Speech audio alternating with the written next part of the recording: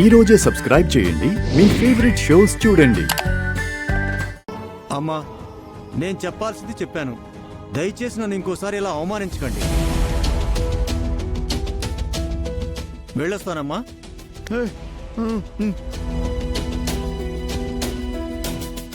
బామ్మగారు, అతను డబ్బుల కోసమే ఇలా చెప్తున్నాడు. ఎవరో అతన్ని వెనక నుంచి నడిపిస్తున్నారు.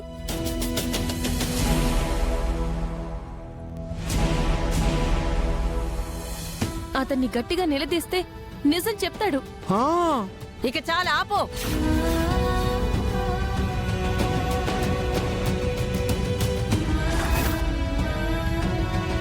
అతను చెప్పాల్సింది చెప్పాడుగా, ఇంకా ఏం నిజం చెప్తాడు? అత్తయ్య వీళ్ళకి అనుగుణంగా చెప్పలేదు కదా, అందుకే ఇలా మాట్లాడుతుంది. మాకు అనుగుణంగా కాదు, తను నిజమే చెప్పలేదు. ఇక నువ్వు ఆపో. లాయర్ అంతా చెప్పిన తర్వాత కూడా ఇంకా నువ్వు బుకాయిస్తావేంటి? బామా, అతను బ్యాడ్ లాయర్, అతను నిజం చెప్పలేదు. నువ్వు ఉండు నానా. ఏమ్మా త్రిపుర, మా బాలాని అమాయకుని చేసి నీకు తగ్గట్టుగా మాట్లాడేలాగా బాగానే ట్రైనింగ్ ఇచ్చుకున్నావుగా. నేను కాదు, నిజాన్ని అర్థం చేసుకోలేని మీరు అమాయకులు. కన్నయ్య, నువ్వు మాట్లాడకు. అబ్బబ్బబ్బబ్బబ్బబ్బా, అక్కా చెల్లెళ్ళు ఎంతకు తెగించారో. మర్యాదగా మాట్లాడండి. మా బాలని చంపాలని చూసి లాయర్ని కలిసి అన్ని సెక్షన్లు తెలుసుకోవటమే చెత్త పని. ఆ చెత్త పనికి నేను ఇంట్లో నుంచి తరివేశారు. మళ్ళీ ఇంట్లోకి సిగ్గు లేకుండా వచ్చి మాకు మర్యాదల గురించి చెప్తున్నావా? పదవే, పద పద. పిన్ని పిన్ని వద్దు పిన్ని, గాయత్రిని బయటికి తీసుకెళ్ళు. ఏమనకు. పదవే, నా పద, చెల్లికి ఏం తప్పు పద. చేయలేదు.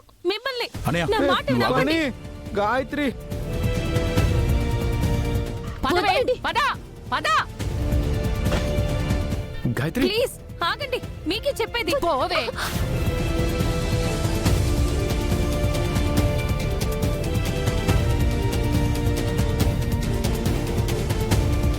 మళ్ళీ ఇంట్లో అడుగు పెట్టావో మర్యాద దక్క చెప్తున్నాను.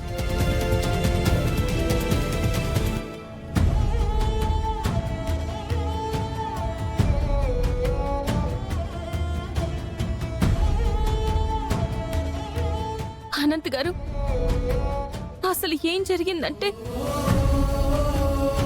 గాయత్రి పద.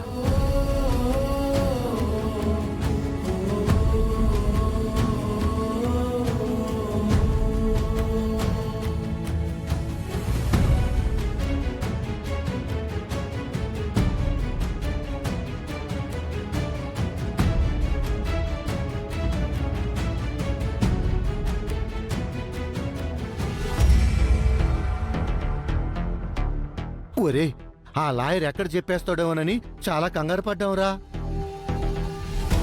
అవును, అతను నిజమెందుకు చెప్పలేదురా? అరే అరే అరే అరే అరే, నువ్వే ఏదో చేసుంటావు. ఏం చేసావురా? నిజం చెప్తే నా దగ్గరున్న నీ కొడుకు ఇంటికి రాడు.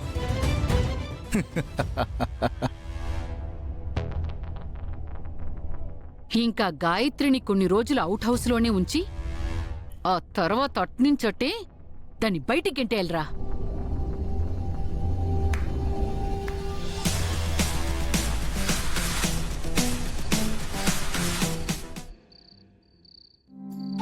సుందరి, బాలగారు, మీకు డిన్నర్ పెట్టాను. మీకు ఆకలేసినప్పుడు తినండి. అది సరే సుందరి. ఆ లాయరు ఎందుకలా అబద్ధం చెప్పాడు? అదే బాలగారు, నాకు అర్థం కావడం లేదు. ఈసారి అతన్ని డిటెక్టివ్ సినిమాలో లాగా బాగా కొట్టి అప్పుడు నిజం చెప్పించాలి. అలా కొట్టడం తప్పు బాలగారు. టైం చూసి మనమే అతని చేత నిజం చెప్పిద్దాం. పాపం గాయత్రి ఎంత ఫీల్ అయిందో. మా పిన్ని గాయత్రిని బయటికి గంటేసింది.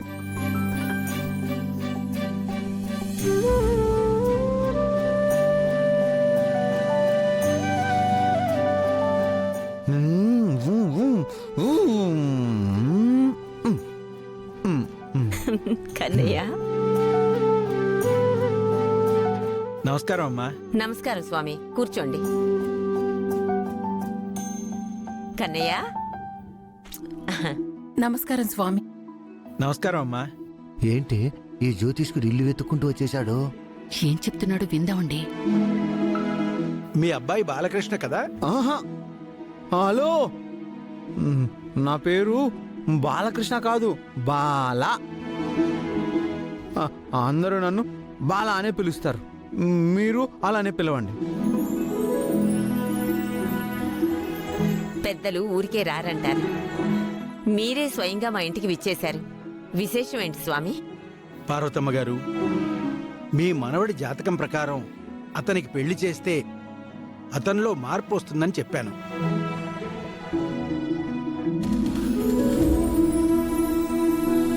అవును స్వామి, చెప్పారు. మీరు మాతో చెప్పిన రాశి తిథుల్లో పుట్టిన అమ్మాయి కోసం వెతుకుతూనే ఉన్నాం. నాకు తెలిసిన వాళ్ళ అమ్మాయి సంబంధం ఒకటి చూశానమ్మా. ఆ అమ్మాయి నక్షత్రం, రాశి, తిథులు కరెక్ట్గా బావు జాతకానికి సరిపోతాయి.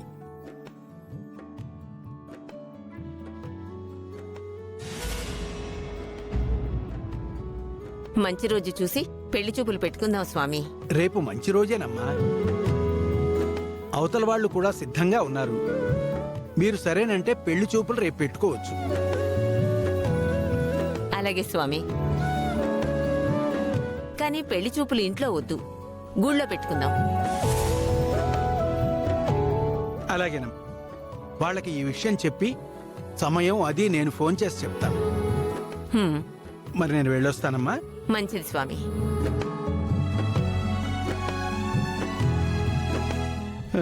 పిన్ని, బాబాయ్, నాకు పెళ్లి చూపులంట. నీకు పెళ్లి చూపులు కాదురా, నువ్వు పెళ్లి చూపులు చూడటానికి వెళ్ళాలి. ఆ, అదేలే బాబాయ్, నాకు అన్నీ తెలుసు. అత్తయ్య గారు, మొన్న వాళ్ళు అలా అన్న తర్వాత ఇలాంటి పరిస్థితుల్లో బాలాకి పెళ్ళంటే నాకు భయంగా ఉంది అత్తయ్య. అందరూ ఒకేలా ఉండరు, ఒకేలా ఆలోచించరు. మన కన్నయ్య మామూలు మనిషి అవడానికి మనం ఎన్నో ప్రయత్నాలు చేస్తున్నాం,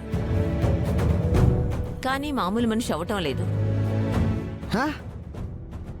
స్వామీజీ చెప్పినట్టు వీడి జాతకానికి తగిన అమ్మాయిని చూసి పెళ్లి చేస్తే ఆ జాతకం ప్రభావం వల్లనేనా